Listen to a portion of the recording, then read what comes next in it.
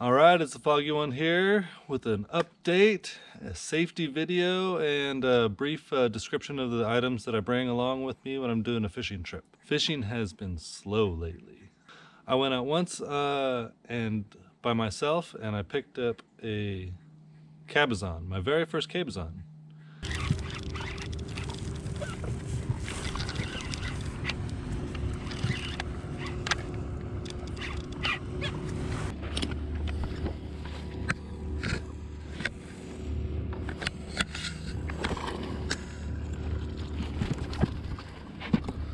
Look at this! I think I caught my first cabezon. And I still got my bait. Nice. Anybody know size limit on cabezon? I thought it was 16, but not sure. Cabs are 15 inches. Oh, we're looking 17. About 3 days later, I went out with a fellow viewer.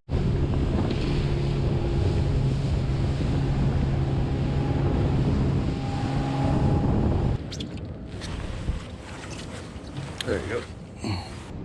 All right, good morning, everybody. My name is Ben, and I did not get a bigger boat. I'm here with Michael today. Michael's nice enough to invite me on his boat today, and we're gonna try to get some halibut.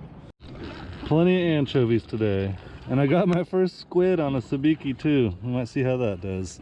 Okay, so the very last time we went out, me and Veronica, we headed northwest towards Red, White, and Blue Beach, and we parked right there in the front of it all. And right away, she hooked up into a pretty good-sized bat ray. Here she goes. Here, I got it. Work your fish.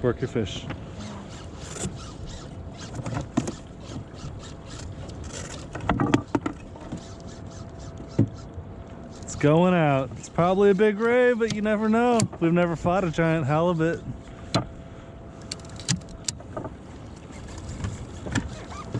Yeah! Alright, sweetie. Pull up your poles, please, in case it falls under the boat. It'll be alright. If it starts coming back in, I will. I can get up pretty quick.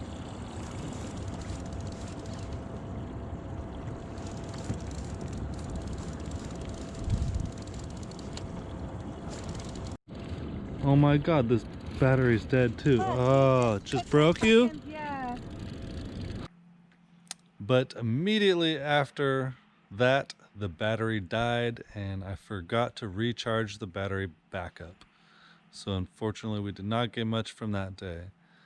We did get 6 rockfish, but we had to work for it. Most of the fish were caught around 1 p.m., 2 p.m. We called it a day around 3 o'clock. All right, so on to the safety. So this is going to be basic small ocean boat safety. If you're interested in trying to get into this, try to get yourself a checklist. Here are some of the important things that you want to bring with you. All right, assuming that you have an engine, a gasoline engine, you're going to want to bring a fire extinguisher. You know, any boat will burn, and a burnt boat will sink. And that includes my inflatable boat here. So what I've got here is your basic fire extinguisher. The pull pin was really easy to come out. I came back one day and the pull pin was just dangling around. I could have had this thing go off in the front of the bow. Don't do that. Basically all I did was tape a little bit of electrical tape on this, and if you pull really hard, it'll still come out in a pinch.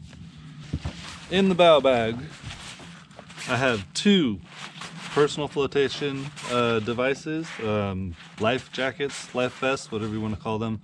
If you're going to be the one operating the boat, it is highly recommended to tether yourself to the off switch. Most outboard motors have a safety tether switch so that you can put this on the off switch, and if you fall out of the boat, the tether will stop the engine.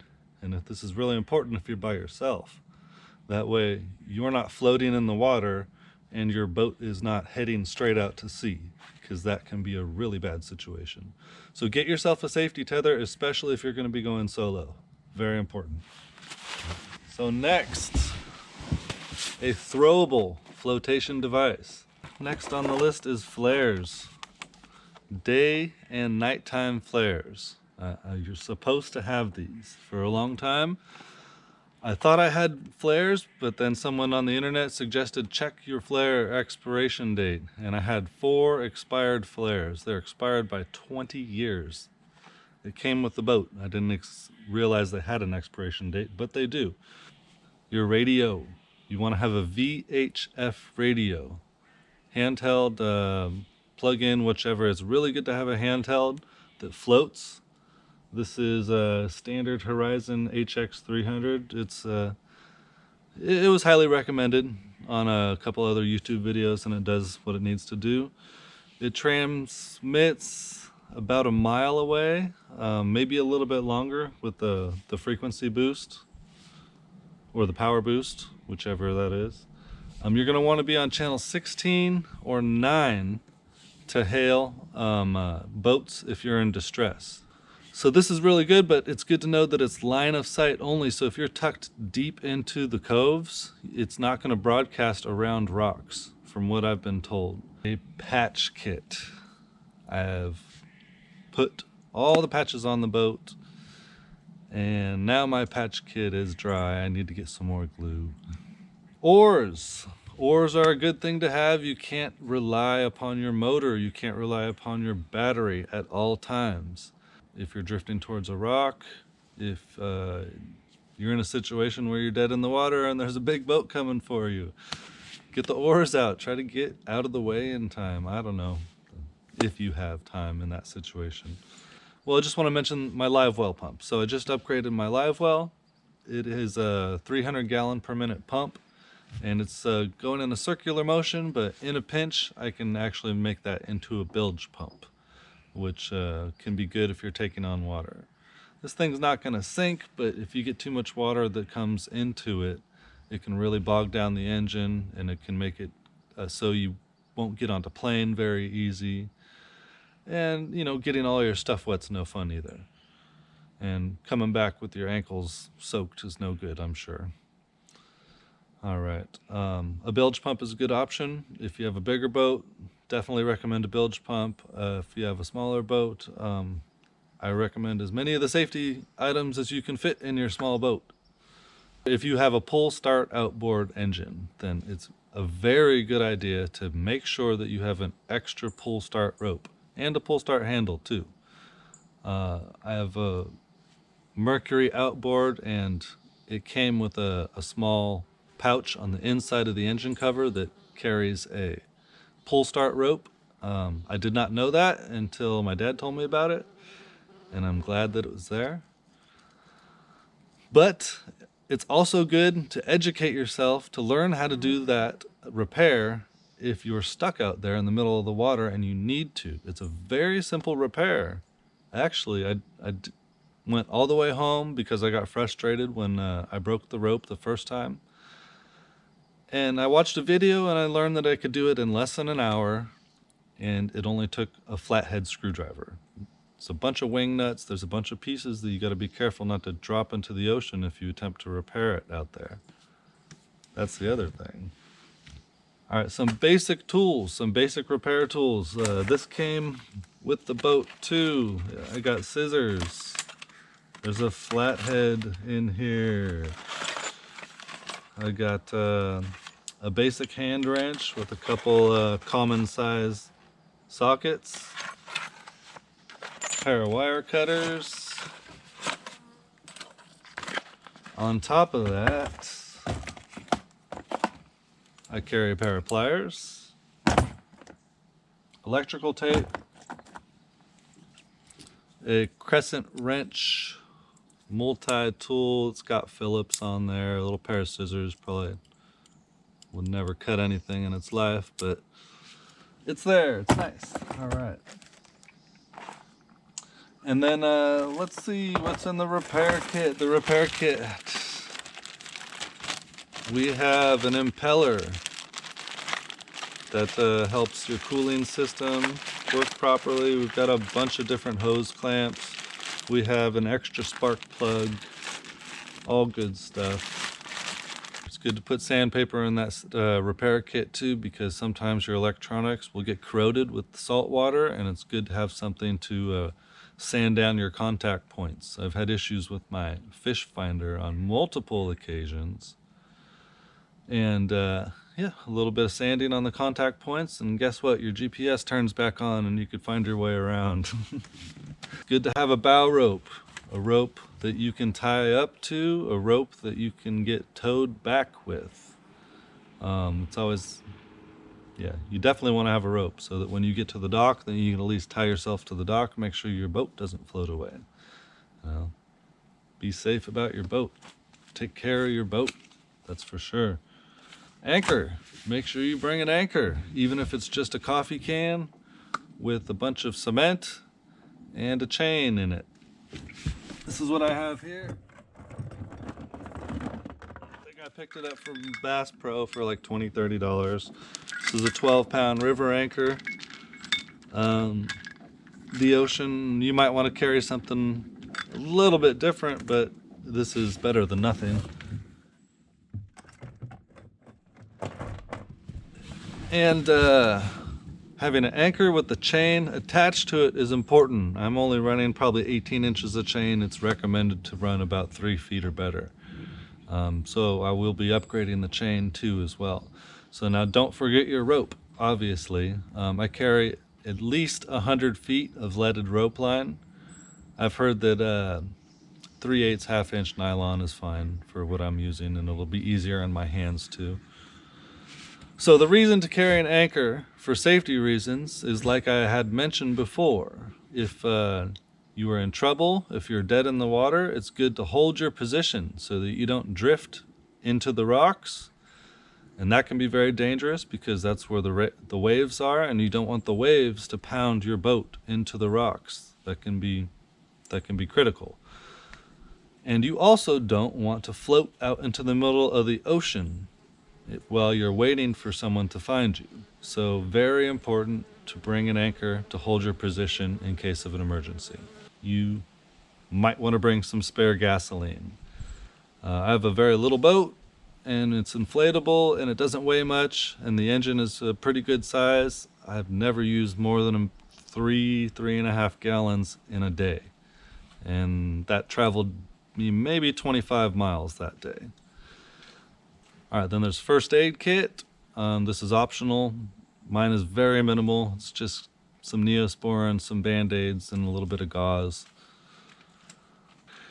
Sun protection. Protect yourself from the sun. It's not good to be in the sun too much. Although vitamin D, I hear these days, is a good thing to have.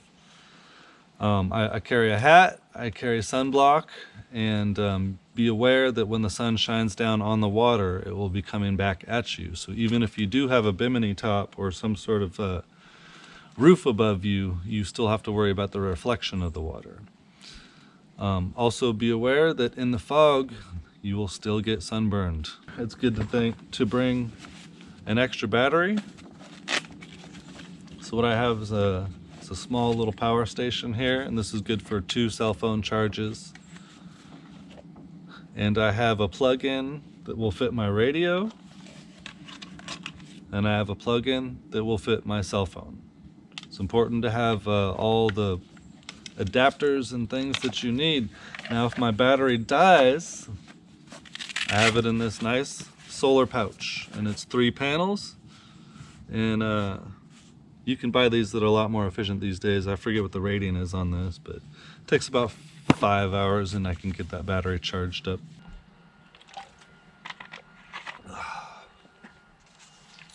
Water. Make sure you bring water. Extra water. You need to stay hydrated while you're out there, and if you do get stuck out there for longer than you expect to, it's good to have extra water. Fish finder.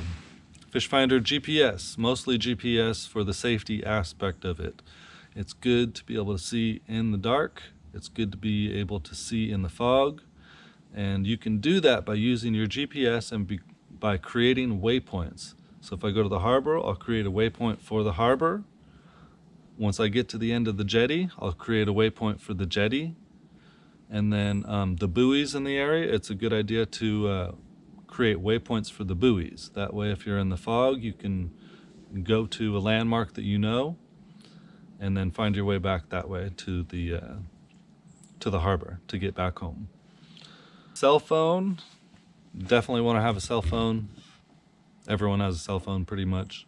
You can download different navigation apps. I've heard of other lots of different navigation apps. I use iBoating. I don't know if it's the best one or not, but it gives you depth. It gives you your location in the bay and in the world and whatnot. All right, so what I believe the EPIRB is, it's an emergency personal radio beacon. And you press a button, your GPS coordinates will be sent to the Coast Guard or the nearest first responder unit, and you will be found. It's kind of like a life alert on the ocean. Help, my boat is sinking. Help, my engine won't start. Exactly. It's good to have an extra trailer tire so that if you get in trouble on the road, you can have that repaired. You don't want to get stuck on the side of the road and have to leave your boat full of all of your stuff. It's good to put a lock on your trailer. There's the locking mechanism that locks it onto the ball hitch, or you can put a lock through that to make sure that nobody runs off with your trailer.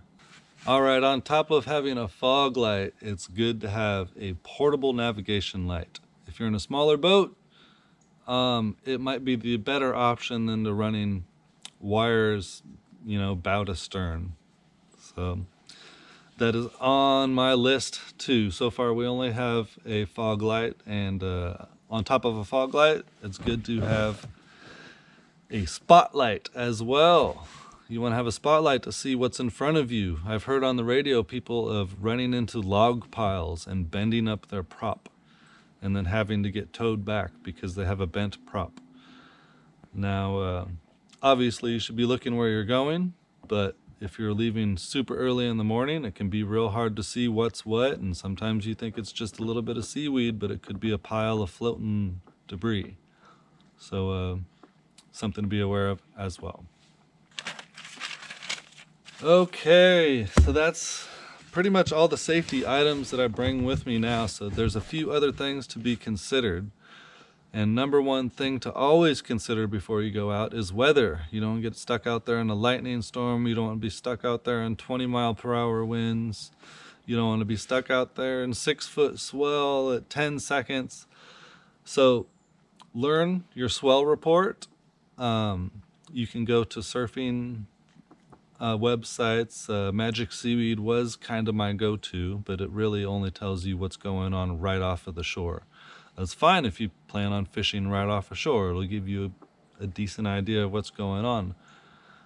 Willy Weather is a little bit more accurate, and they have a lot more things to click on, such as your wind, your tides, your swell, and different graphs for each. All right, so you definitely don't want to be out there in the rain, so make sure that's one thing that you consider as well, is to, on your weather report, is to check the rain. So wind, rain, fog, temperature, make sure you dress accordingly. The frequency is probably more important to me than the swell. So if you don't want to be out there in 5-second frequencies, even if it's only a 2-foot swell, 5-second, 6-second frequencies, that's just straight chop right there. So if you could find something between 15 and higher, or 15 and 20 is ideal. Even if the swell is 4 feet, if it's 20 seconds and the wind is low, that's still a good day to me, basically. All right, towing. If you get stuck out there, you might need to get towed. This is something to consider. A tow can be very expensive. There are places that will sell you towboat insurance. Towboat US, I believe, is one of them. I forget the name of another one, but there's a good competitor of theirs as well that you could look into. Always have a backup plan. Sometimes it's good to have other friends out there on the water that can help you.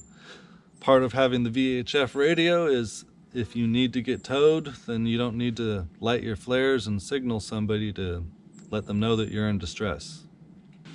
Your trailer, Don't forget about your trailer. Don't lose your boat on the highway. Make sure everything is secured. Make sure everything is locked down properly. If you have a clamp pin, make sure that you have something through it that it can't come undone. A lock is really good. That keeps people from stealing your trailer and detaching it from your truck. Make sure that you have your side straps on your boat so that your back end of your boat doesn't cause your boat to slide off. One thing to always make sure to do before you leave anywhere. Man, this list goes on. Navigation. Make sure you know where you're going. As I mentioned before, use your waypoints. Set your waypoints. If you find good fishing spots, if you find rocks, if you find strange things, log piles out there in the middle, maybe mark those. Make sure you stay away from dangerous stuff. Make sure you know where the harbor is. So, bring a phone, obviously. Mentioned before, your phone, you can look on Google Maps and that can help you navigate to where you're going. Landmarks. There's houses, there's cliffs, there's buoys. Use your GPS and mark different landmarks. Landmarks are a good way to find your way back and to get a good idea of which direction you're going and just familiarize yourself with the area. Sunrise and sunset. So if you're out there in the fog or if you can't see land, it's good to know that the sun sets in the west and the sun rises in the east.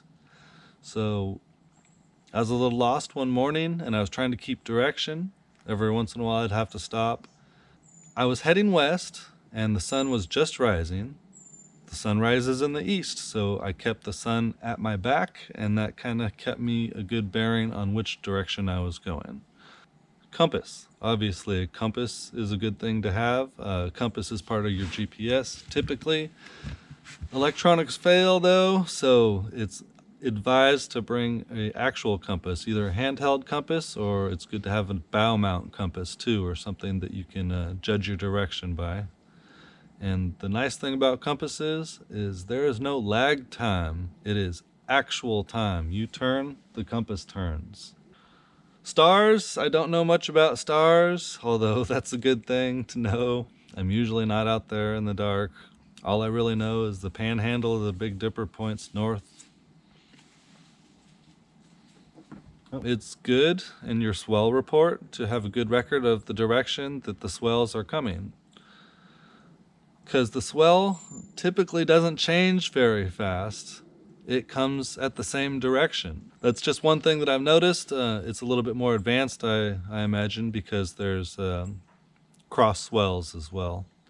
But usually there's a primary swell and it's usually coming from one direction and it usually doesn't change directions from what I've gathered.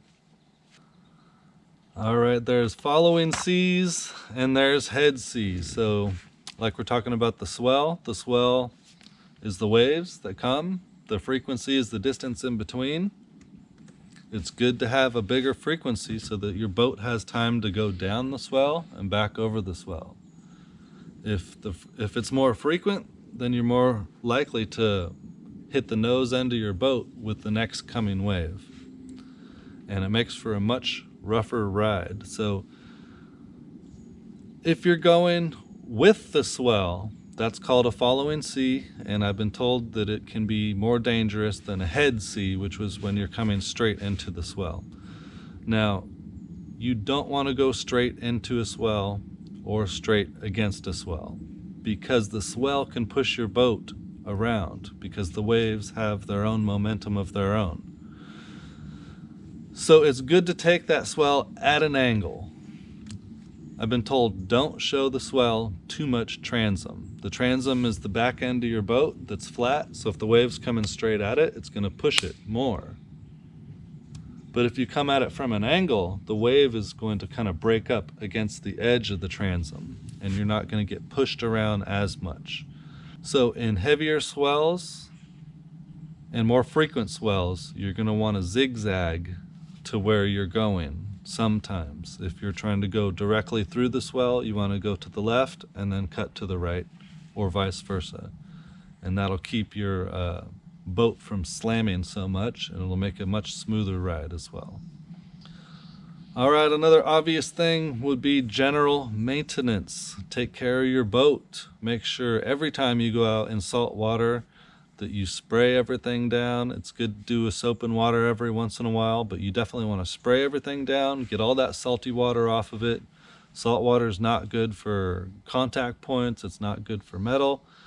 It causes everything to corrode very fast. Make sure your engine gets a proper flush after you come out of that salt water. A lot of harbors and places to launch and dock your boats, they offer a cleaning station. Bring a handful of quarters. Santa Cruz, where I go to, is $2 for 5 minutes. It's usually adequate time for a boat my size. They do not provide hoses. Make sure you bring a hose. It's good to check your spark plugs to make sure that they're not getting all gummed up and they're still looking nice and not carbonated. Your telltale, the jet stream that shoots out the back end of your boat, and that lets you know that water is circulating properly and you don't want to overheat your engine out there. So it's a good idea to make sure that that doesn't get gummed up or clogged up. Definitely it's a red flag if it stops. Impeller, replace your impeller. It's like a little ninja star looking rubber thing that goes on the inside of your motor that needs to be replaced to keep the water flowing properly to cool the engine. Don't want to blow your engine up. Make sure that gets replaced every couple of years, probably, if you're using it heavily. Every 300 to 500 hours, I think, something like that. All right, that's pretty much it for the safety aspect of it. As for the fishing aspect of it, all right, I have this right here. This is my live well. Oh, it's got my air pump in it right now. But basically, it's a bucket inside a bucket with a bunch of holes in it, and then I have this aeration pump. It's a Tsunami 300 gallons per hour, and it's just circulating water from the bottom to the top. Got an adjustable spout right here. Gotta have a cooler to bring all your fish back in. It's good to have some way to measure your fish to make sure that it is legal. All right, it's also good to be informed. Bring your regulations with you in case you think you're catching something that you might not be legal to take. It's good to keep that safe and dry too. Gloves, if you're dealing with pokey fish, it's good to have gloves. I bring extra leaders for tying. I used to use 30, I've been using 25 lately. I might go back to 30. All right, a bait knife. Bait knife with a sheath. Important to have a sheath, especially in a rubber boat. Hypalon, actually. There's my first aid kit. Sabikis, always good to have extra sabikis. A scale for bragging rights, of course. No regulations are by the pound. Neosporin, some camera gear. Got a little extra parachute cord. Yeah, our compass. This one reads backwards, I think. We have small weights. We got a big jig head in here too. Everything in here is 3 ounces and under. We got our heavy leads. Heavy leads. We got 8s, 6s. We got a 12. We got some 10s. 6 is usually the lightest that I go to. Keep you fishing straight down and current. All right, we got our battery with our light. We got our live well on a switch. Our fish finder hookups ready to go. I've got this rod holder tight lock. I bought the generic cheap version. I recommend getting the nice one. And this goes straight onto your transom, and it locks into place nicely at different angles. The trolling motor. Trolling motor is clamped on as well. The only thing that I screwed onto this boat is the transom right here. And I made sure and tip the screws with marine sealant. That's right, make sure your plug is plugged in before you launch. That should be number one on the safety list. Do not forget your net. And it's always good to have a net as wide as the legal size fish that you attempt to be catching. So this is, I believe, a 23 inch net, and 22 is the limit for halibut and lingcod. And I heard it is illegal to fish without a net. I believe I read that in the regulations. Someone correct me if I'm wrong. Maybe illegal for certain fish such as salmon or rockfish or halibut. Probably not illegal to fish for bait fish. Alright, some more basic tackle. This is what I carry. I got sliders. I got beads to protect my knots. I've got some inline weights I never ever use. Some rubber stoppers to protect my hook ends. Some magic thread. Some toothpicks. Can be useful for lots of things. Like the cripple anchovy setups. 3-way swivels for tying halibut rigs. Some big clips, some small clips, swivels. Just basic stuff for tying knots, for tying rigs if I have to in a pinch. I need to replenish this. I usually keep at least 8 quarters for the wash station. Number one, most important, that's where I keep all my rigs. You can get these pretty cheap at Bass Pro, most fishing spots. It's basically just a binder full of plastic bags, and you can tie all your rigs up here, your high-lows, your halibut rigs, your live baits, your double fixed trebles. Keep your sabiki packs all in one spot, and it's easy, and it packs well. This is basically just a bass pole. Let's see what it says. 8 to 20 pound line, medium heavy action, ugly stick. This is Veronica's pole right here, and you want to have a nice bend on the tip for these smaller fish that'll keep them on the hook. If you're fishing big braid that has no give, and your big thick pole that has no flex, then a lot of the times you're going to be losing bait fish. So it's good to have a rod just for your sabiki. And then my primary pole for fishing the big fish. This is a tiger, ugly stick, and a 7-foot rod. Let's see what it says on here. Medium heavy, 30 pound line, 1 to 8 ounce lure. That's what I'm pretty much going to for my halibut, for my rockfish. It's good to have these bait caster reels. They work nice for right over the edge of the boat. You can just drop down easy. The drag adjustment's real easy right here. And I don't know how old this reel is. It's my grandpa's reel, but it sure does the job. And who can forget Dramamine? Not everybody gets seasick, but seasickness is a real thing. Another thing about this Dramamine, can make you drowsy. It's good to take it the night before and get it in your system, and that way you just wake up, and you know, a lot of times you need to go to sleep early when you're trying to wake up early, so the drowsiness can actually benefit you in some ways. I'm sure there's herbal teas and other remedies and stuff like that too. Anything that's going to reduce nausea is going to help you out there on the water. The transom stand. It's good to have a stand for your motor. You don't want to have this bust off because all that weight is just bouncing as you're driving. So very good thing to consider. It also keep your prop from hitting the ground as well while you're in transport.